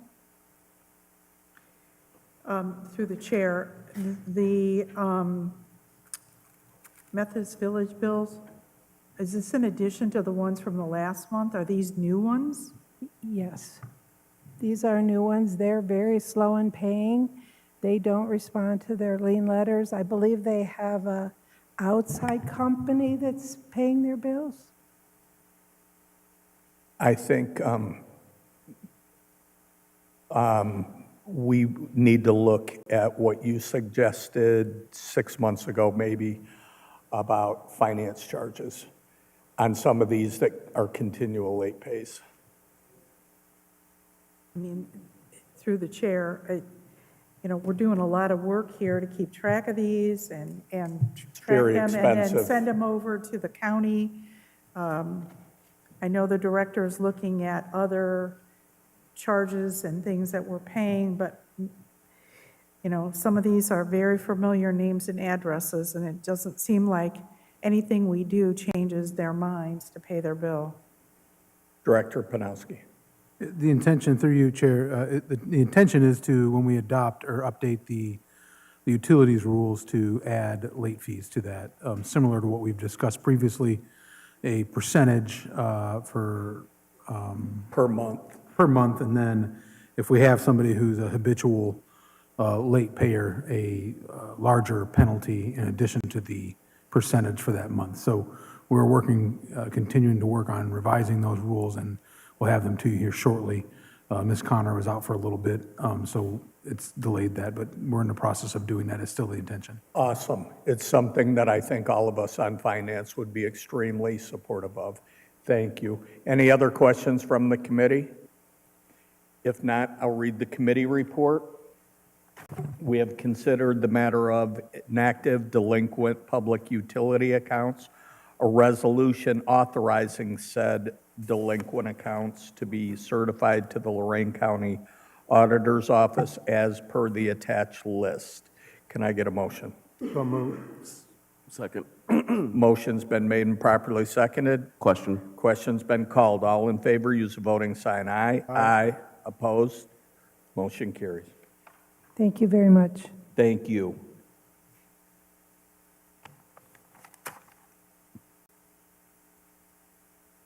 Safety Service Director, you had sent out, on that same note, you sent an email Saturday regarding credit card fee payment and information on that. Will that be brought at the same time as this? I know they're kind of similar. Through you, Chair, that was the intention. Given the numbers that we've recently calculated, I don't know that it makes sense to move forward with the credit card fees. That's something we're looking at. It would be potentially a somewhat substantial fee to the residents. So we want to explore that further and seeing if we're evaluating whether some of those fees are incorporated into rates already. So we have some more information to gather. If we conclude that it is appropriate to bring that forward and make that suggestion, we will. If not, we will explain why not. Thank you very much.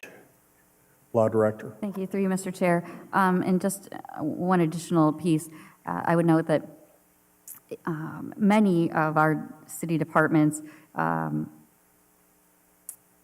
take credit cards as payments or debit card. So it is not, obviously, our utilities department, they're major effect, but again, building department, income tax, Parks and Rec, so, it does involve just greater than public utilities, obviously. That's where we see this in this committee, but it does affect a great deal more than just utility payments. Thank you. Mr. Chairman, I have a Yeah, question. I'm sorry. That's okay, through you. Your comment just led me to a thought. Have we ever looked at our delinquency rate in the other departments? Do we have a delinquency rate, like building department fees or recreation fees or anything else we bill for? I don't know the answer to that. Law Director. Thank you. Through you, Mr. Chair. I think one of the issues that makes utilities unique is that for many of those other departments, the service has to be paid for up front. So for instance, if somebody is signing their child up for swim lessons, they pay before the session. Or again, if someone's getting a fence permit, that permit's not going to be issued until and unless the payment's made up front. Now, obviously, could a check bounce? Yes. And then finance department usually has to deal with a bad check. But utilities is unique in that the water has been provided or the trash has been picked up, and then the invoice comes out after the fact. So I I mean, obviously, there could be delinquencies, but it's just, I think, it's a different set of circumstances. Through the chair, the sanitation actually is billed a month in advance. But you're right. I mean, it just is, it's difficult, and we really do need to have some sort of handle to get on these same accounts over and over again, especially the sewer and sanitation ones. Mr. Schneider. Through you, Mr. Chair, this might be better directed to Superintendent Connor, but do we ever have issues where, at the time of a sale, where the title company is withholding money, and someone says that the rural Lorraine County is their water authority, and they give say there's no balance, or they pay their rural Lorraine County balance in full, and they release the water sewer hold, which is what it is in real estate, are we still we're left hanging with that sewer bill, correct? Actually, we do a pretty good job of verifying those through. I had one today that was forwarded on, and the title company wanted to make sure we were water only on it. It was one out on Fair Avenue in the Lorraine area. And they're real careful now, and we do make sure that there's escrow money held when we do that final bill. Okay. Our delinquency rate of over 60 days is 4 to 5%. We've been running really low with that because of our shut-offs and following up. I mean, I can share, the city of Toledo is in really bad shape. They're still going after old money that wasn't paid during COVID. Wow, thank you. I mean, ours is cleaned up really good. I could say pretty proud of that. Thank you. Thank you. That's good news. Thank you. Next item on the agenda is number 3, the matter of submitting applications to the Ohio Attorney General's Office for a Victims of Crime Act grant and a State Victims Assistance Grant for the Victims Assistance Program. Law Director Deary. Thank you, through you, Mr. Chair. These two grants are applied for, and thus far have been awarded each year. Applications are in the process of being submitted once again for the upcoming grant cycle, and we would request that the applications be authorized by council. The monies are utilized towards advocates' salary, training, and equipment, and we would request an emergency clause due to the application deadline requirements. Thank you. Are there any questions for the Law Director? Not, I'll read the committee report. We have considered the matter of the 2025-2026 Victims of Crime Act Grant, VOCA, and State Victims Assistance Act Grant, SVAA, an ordinance authorizing the Law Director's Office to submit applications to the Office of the Ohio Attorney General and to accept, if offered, the said grants, and this has been requested as an emergency. Can I get a motion, please? So moved. Second. Motion's been made, properly seconded. Question. Question's been called. All in favor, use the voting sign aye. Aye. Opposed? Motion carries.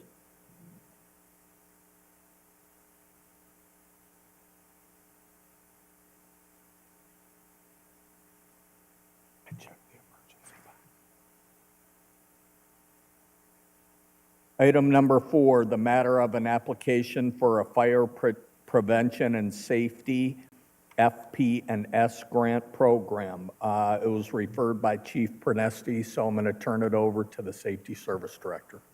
Thank you. Through you, this grant, if awarded, would be used to purchase smoke detectors. The smoke detectors would then be made available to residents.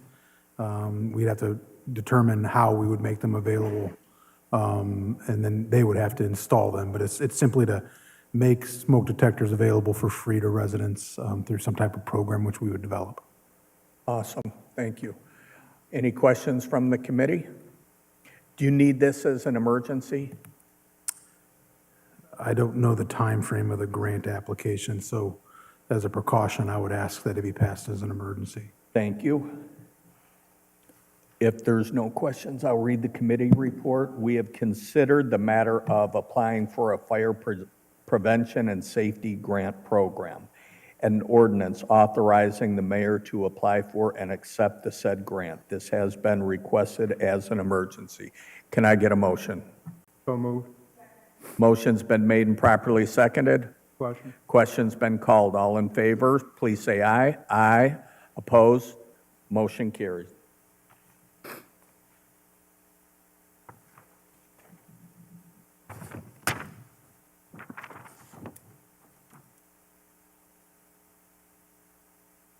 Next item on the agenda is number 5, the matter of city property treadmill at the fire department, which is unfit for use and to be taken out of service and to be disposed of by the best means possible. Safety Service Director?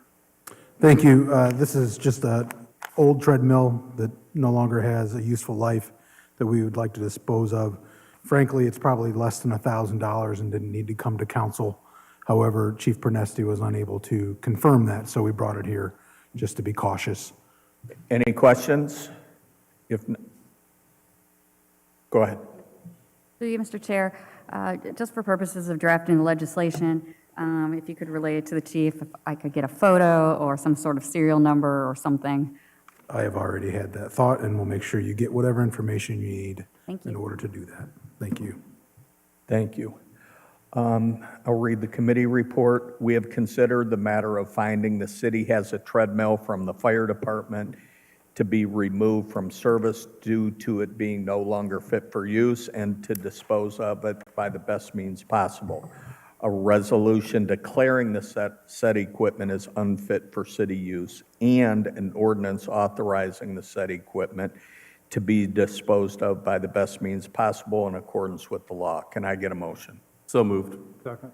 Motion's been made and properly seconded. Question. Question's been called. All in favor? Aye. Aye. Opposed? Motion carries.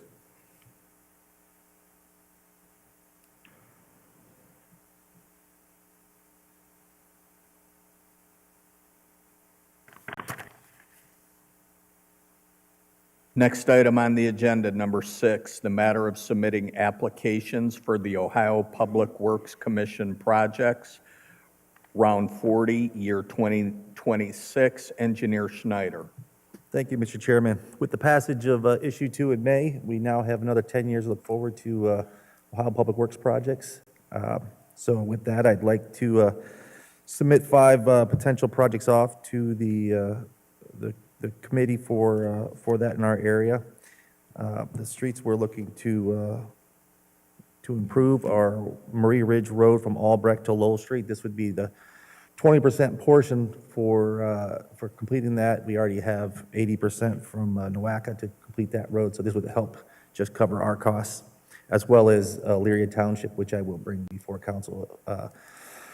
Another referral in regards to entering into an agreement with them in order to partner up with them. West Avenue from Oberlin Elyria Road to 15th Street. Washington Avenue from the Black River Bridge to Ohio Street. Griswold Road, West River Road to Tillotson. And Taylor Street from State Route 57 east to the Corporation line with Ridgeville. Awesome. Are there any questions from the committee? Mr. Schneider? Not a question, just a comment. I'm so glad, I'm sure Mrs. Mitchell will echo, I'm so glad to see Murray Ridge is being addressed. It has to be the worst condition, and I know that it zigzags in and out of the city and the township, so I'm glad that there's some sort of agreement and solution coming forward on that, so thank you. Any other questions? If not, I'll read the committee report.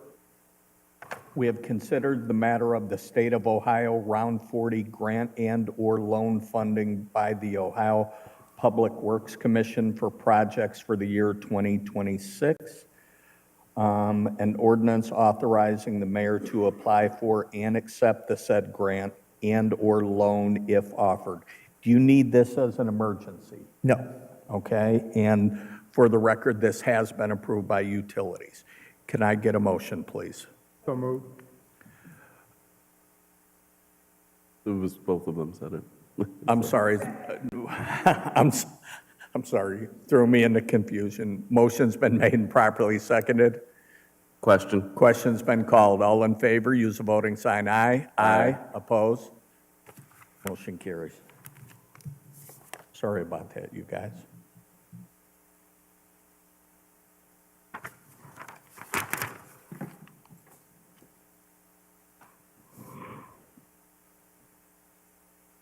Item number 7, the matter of a local public agency LPA agreement with ODOT for the LOR Elyria TLCI Phase 6 project. Also, just in advance, this matter was approved by utilities on 7/9.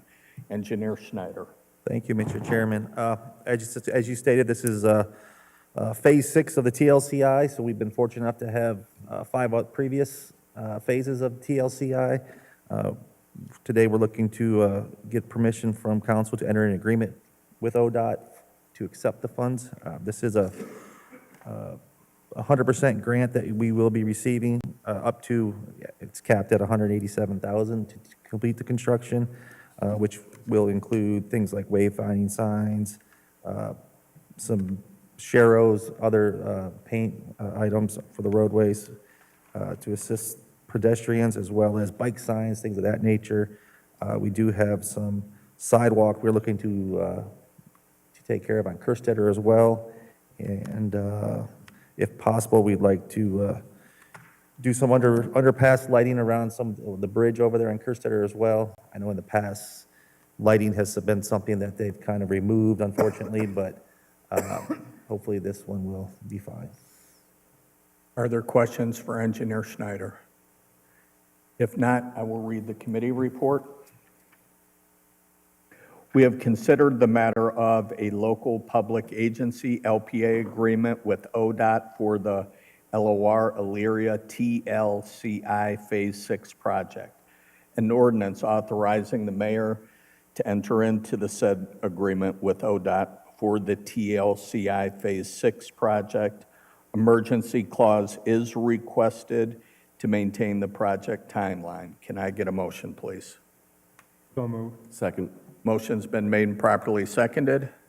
Question. Question's been called. All in favor, use the voting sign aye. Aye. Opposed? Motion carries.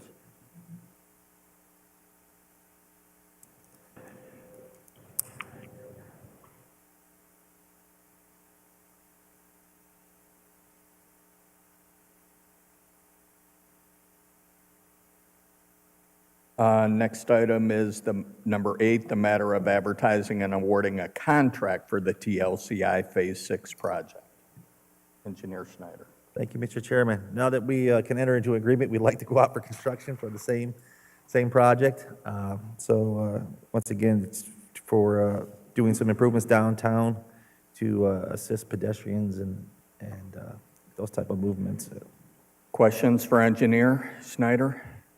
If not, I will read the committee report. We have considered the matter of a local public agency agreement with ODOT for the LOR Elyria TLCI Phase 6 project, an ordinance authorizing the mayor to advertise for bids and enter into a contract for the TLCI Phase 6 project. Emergency clause is requested. Can I get a motion, please? So moved. Second. Motion's been made and properly seconded. Question. Question's been called. All in favor, use the voting sign aye. Aye. Opposed? Motion carried.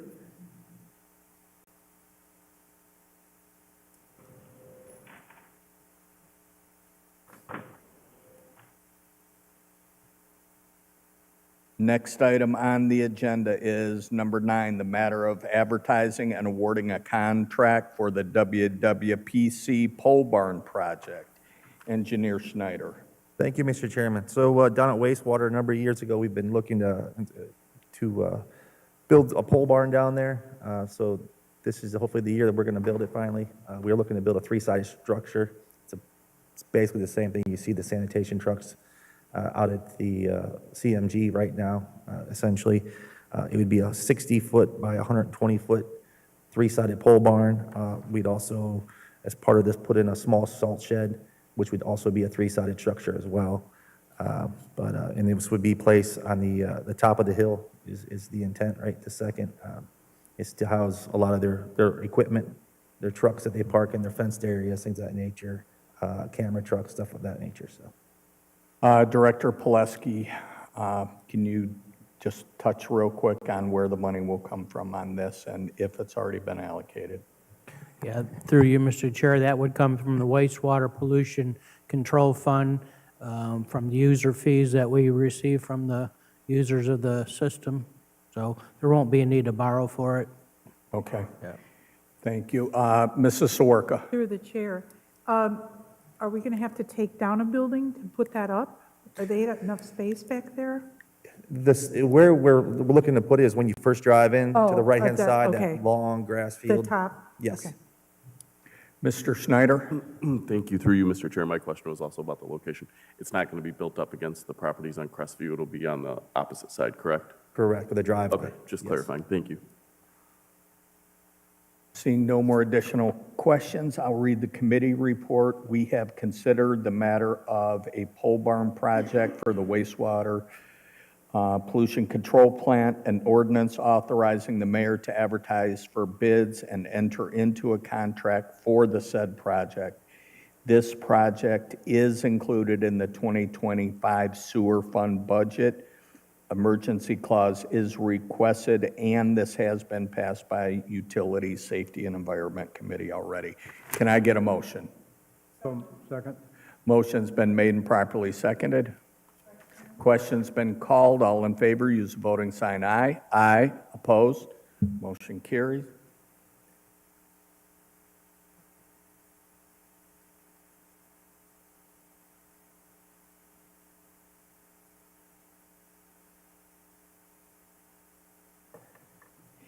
And number 10 on the agenda, and we have our sheet for this, the matter of amendments to the 2025 Permanent Appropriations Ordinance. Director Pileski. Thank you, Mr. Chair. So we just have one tonight, and that is in the General Fund, Housing Code Enforcement Department, also known as the Building Department, adding $175,000 to their operating and maintenance account, and that is for the demolition of the house on Cedar Street, which I believe came down today, actually, so. Yes, I was informed that by someone in attendance that saw it, and it was done neatly and professionally. It's all there. We can take a look at it. Yes, Safety Service Director. Since the topic was brought up, it was also came down without issue. Wonderful. Wonderful. Any questions from the committee? If not, I will read the committee report. We have considered the matter of 2025 permanent appropriation changes and an ordinance authorizing to amend the said permanent appropriations as per the attached. Can I get a motion? So moved. Second. Motion's been made and properly seconded. Question? Question's been called. All in favor, use the voting sign aye. Aye. Opposed? Motion carries.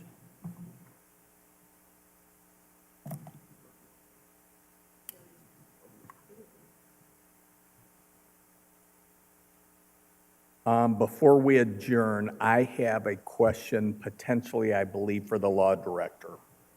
This is not a trick question. It has, the state of Ohio, our state senate is talking about overriding a veto currently that the governor put in. If he overrides that, do you or Director Pileski know if that will affect inside millage? Are you familiar what's trying to be over, the veto that's being overridden? I would say not. I would imagine the veto is a certain part of the bill. I don't know as if it's addresses the inside millage. Not sure what. I didn't know if you were familiar with the details of the Yeah. override on that. I'm not, I'm sorry, yeah. That's the part they were wanting to veto. Wanted to override the veto of that section regarding the property tax. Okay. I can call you outside of this and we can discuss it if there's more detail on it. If there's nothing else to come before this committee, I'd I would accept a motion to adjourn. So moved. Second. Motion's been made and properly seconded. Question. Question's been called. All in favor, use the voting sign aye. Aye. Opposed? Motion carries. Good night, everyone.